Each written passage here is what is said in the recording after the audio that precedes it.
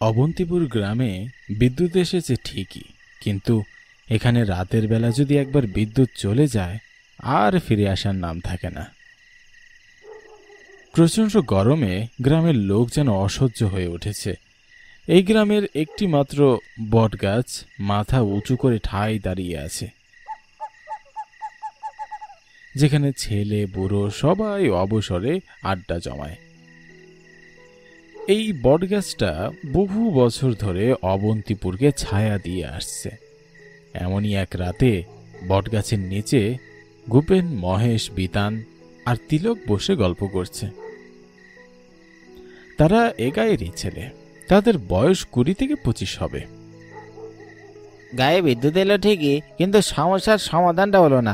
এই রাতের বেলায় বটগাছের নিচেই আসতে হয়। বটগাছটা ছায়া দিলে মনে হয় এত রাতে এখানে থাকা ঠিক হবে না। আরে কি আর করবি রে, আমাদের অজপাড়া গায়ে যে বিদ্যুৎ এসেছে এই আর কম কি। তবে এই বটগাছ নিয়ে তো কম কিছু শুনিনি, সেই ছোটবেলা থেকেই শুনে আসছি। তবে আজ অব্দি তো কিছু হয়নি কারো। ওরা সবাই এখানেই বড় হয়েছে। অন্য দুজনও তাদের সাথে গল্প করছে। হালকা মৃদু হাওয়াও যেন আজ আর বইছে না। গরমে কোমট হয়ে আছে পরিবেশটা, একেবারে থমথমে ভাব। আকাশে কোনো চাঁদ নেই, ঘন অন্ধকারে ছেয়ে গেছে চারপাশটা। এরই মাঝে তিলক আবার বলে উঠে, তোরা এখানে এই গরমে থাকবি নাকি বাড়ি যাবি? রাত তো গভীর হয়েছে, আর এই বটগাছের নিচে থাকা ঠিক হবে না। আমি চললাম। তিলক উঠে দাঁড়াতেই কেমন যেন তার শরীর ভেদ করে একটা ঠান্ডা হালকা হাওয়া বয়ে গেল। আচমকা তিলকের মনে হলো তার মাঝে কেউ একটা প্রবেশ করেছে। তার চোখ যেন রক্তবর্ণ ধারণ করল। একটা অলৌকিক শক্তি তিলক অনুভব করছে। তিলকের মুখ কেউ দেখতে পাচ্ছে না। তার অজান্তেই যেন সে বলছে পিছনে থাকা তার বন্ধুদের, তোরা এখান থেকে চলে যা, কেন এসেছিস ওখানে? আচমকা তিলকের এমন কথা শুনে সবাই হতবাক। তিলক ঘুরে তাকালো তাদের দিকে। তিলকের চেহারা বিভৎস রূপ ধারণ করেছে। মনে হচ্ছে এই বুঝি তার মুখ দিয়ে রক্ত বের হয়ে আসবে। দাঁতগুলো দানবের মতো বড় হয়ে গেছে। এমন বিভৎস চেহারা দেখে সবাই স্তম্ভিত হয়ে গেল। কি রে তিলক, তুই এমন ভাবে কি কথা বলছিস? তোর এমন অবস্থা হলো কি করে? আমার মনে হচ্ছে আমাদের তিলক নয় রে, অন্য কেউ। সাহস করে তিলকের সাথে কথা বলল বিতান আর মহেশ। তিলক এক অট্ট হাসিতে ফেটে পড়ল। তিলক লম্বা এক হাত বাড়িয়ে নিয়ে গেল বিতানের দিকে, গলা টিপে ধরল।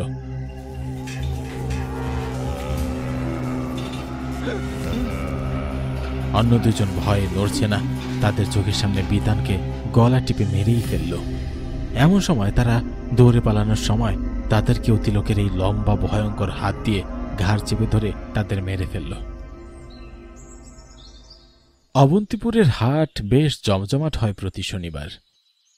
এই গ্রামের জমিদার প্রসেনজিৎ গুপ্ত খুব প্রভাবশালী একজন মানুষ। তার গর্জন যেন বাঘের মতো। সে নিজেই আজ হাটে এসেছে তার বাড়ির মেয়ে বউদের কাপড় কিনবে বলে। হাটের চারপাশে মানুষ গম গম করছে। খাবার জিনিস, মাছ, মাংস, এই সব কিছু, কোনো কিছুরই কমতি নেই। কাপড়ের দোকানের সামনে গিয়ে জমিদার বাবু দাঁড়িয়ে পড়লেন, আর গোপাল খুড়ো ভয়ে ভয়ে তাকে কাপড় দেখাচ্ছে। হ্যাঁ গোপাল, কাপড় ভালো মানের হবে তো? জমিদারের এমন কথা শুনে মুখ শুকিয়ে গেল গোপাল খুড়োর। গোপাল খুড়ো অনেক পুরনো ব্যবসায়ী। শহর থেকে সিল্ক, গ্রামের পাকা তাঁত সব কাপড়ই রাখে গোপাল খুড়ো। সে বলল, গে জমিদার বাবু, আপনি চিন্তা করবেন না, আমার থেকে ভালো কাপড়ই আপনি পাবেন। আপনি নিশ্চিন্তে আপনার গিন্নি মায়ের জন্য কাপড়গুলো নিয়ে যেতে পারেন। আগে বাবু, অভয় দিলে একটা কথা বলতে চাই। গায়ের ওই বট গাছটার নিচে গত রাতে 3টি লাশ পাওয়া গেছে। হঠাৎ করে গায়ের মধ্যে এমন দুর্ঘটনা কেমন যেন না অস্বাভাবিক লাগছে। তা তো শুনেছি, আমিও শুনে খুব আশ্চর্য হয়েছি। হঠাৎ করে গ্রামে যে কোনো ডাকাত পড়লো কি না? আমার মনে হয় বাবু এ কোনো ডাকাতের কাজ নয়, এটা অন্য কিছু। সেসব কি আমার অজানা গোপাল? কিছুই অজানা নয়। আমার বোধগম্য হচ্ছে না একেবারে 3টি লাশ কিভাবে কিভাবে সম্ভব হলো? কথাগুলো অবাক হয়ে জমিদারবাবু বলছিলেন। গোপাল খুড়ো বেশ দামি দামি কিছু কাপড় দেখালো। জমিদারকে দেখে তিলক ড্যাব ড্যাব করে তাকিয়ে আছে, যেন বহুদিনের রাগ পুষিয়ে রেখেছে। তিলকের এমন চাহনি দেখে জমিদার রাগে অগ্নিশর্মা হয়ে গেল। এই ছোকরা, তুই এভাবে তাকিয়ে আছিস কেন রে? আগে জমিদার বাবু কি বলছেন? আমি তো আপনার দিকে তাকাইনি। বিষয়টা গোপাল খুড়ো বুঝতে পেরেছে। তিলক তার নিজের মাঝে ছিল না। আবার তিলক জমিদারের যাওয়া এক দৃষ্টিতে তাকিয়ে দেখছে। তিলকের এমন আচরণ দেখে গোপাল খুড়ো কিছু আঁচ করতে পারল। জমিদার তার পেয়াদাকে সাথে নিয়ে বটগাছের পাশ দিয়ে ফিরছেন। আশেপাশে কেউ নেই। 2 দিন আগে গ্রামে এত বড় দুর্ঘটনা হয়ে গেছে এটা ভেবে জমিদার তার লাঠিয়ালকে নিয়ে বটগাছের রাস্তা দিয়ে তাড়াতাড়ি পার হচ্ছে। এই তাড়াতাড়ি বা চালা, গ্রামের কোনো কিছুই সুবিধার মনে হচ্ছে না। 2 দিন আগে এখানে দুর্ঘটনা হয়েছে। শহর থেকে আমার ছেলের বন্ধু 2 জন রিপোর্টার আসার কথা, তারা সব খতিয়ে দেখবে। আজ বাড়িতে ফিরতে একেবারে সন্ধ্যা হয়ে গেল। জমিদারের কথা শুনে তার পেয়াদা আরো দ্রুত পা বাড়াতে লাগলো, কিন্তু খানিক বাদেই তাদের পিছন থেকে তিলক ডেকে উঠল।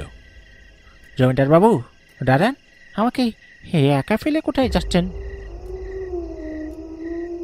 সেদিন হাটের ওই ছেলেটা না তুই? এত বড় সাহস তোর, আমাকে রাস্তায় তুই ডাকছিস? পেয়াদা জমিদারকে কিছু বলতে যাবে এমন সময় তারা যা দেখল তাদের শ্বাস বন্ধ হয়ে আসলো। তিলক এক ভয়ঙ্কর রূপ ধারণ করেছে, চোখ দুটো যেন আগুনের মতো। জমিদার আর তার লোকেরা এমন চেহারা আগে কখনো দেখেনি। তারা বুঝতে পারল আজ তারা আর বেঁচে ফিরতে পারবে না। জমিদার বলল, আমাকে মেরো না, আমি তো কারো কোনো ক্ষতি করিনি। সেদিন তুই বাঁচতে দিসনি শয়তান জমিদার আমায়। আমি এই গ্রামকে বাঁচতে দেব না। জমিদার এই ভয়ঙ্কর মূর্তিটির কথাগুলো শুনে থমকে গেল। তার মনে পড়ে গেল সেদিনের কথা, যেদিন একটি ছেলের সাথে সে অন্যায় করেছিল। তবে কি সেই ছেলে আত্মা হয়ে ফিরে এসেছে? জমিদার এসব ভাবনা শেষ করার আগেই সেই বিভৎস চেহারার মূর্তিটি তার হাত লম্বা করে এগিয়ে দেয় জমিদার আর তার পেয়াদার দিকে। দুজনের গলা মাটি থেকে কয়েক গজ উপরে তুলে টিপে ধরে। কিছুক্ষণ পর তাদের মুখ থেকে রক্ত বের হতে শুরু করে। সেখানেই তারা মারা যায়।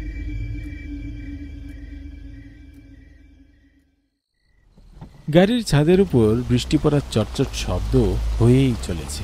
গাড়ির ভিতরে রেডিওতে একটা ভূতের গল্প চলছে মৃদু স্বরে।